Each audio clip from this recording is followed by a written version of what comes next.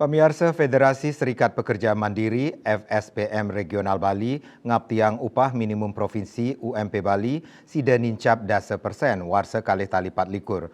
Pengaptin FSPM Regional Bali puniki ketampenin oleh Sekretaris Daerah Provinsi Bali Dewa Made Indra.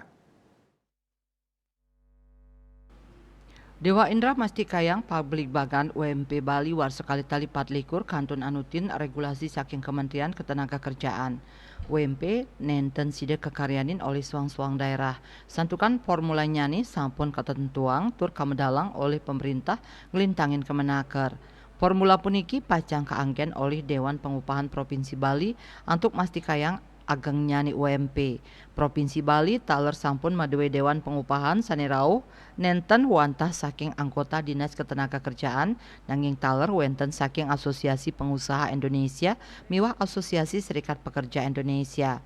Lianan punike Dewa Indra mausang upah majang para buruh mangdane nenten meratin pengusaha. Punike mawinan pemerintah Provinsi Bali kesarengin Dewan Pengupahan kantun ngeruruh selah pemargi ring sajoning pikobat inucap.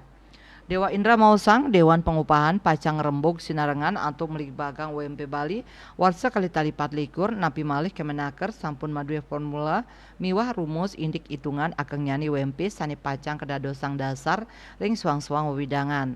Dani masti kayang UMP Bali warsa kali tali 4 kawedar sedurung tanggal 1 November sekadi pewarah saking Kemenaker.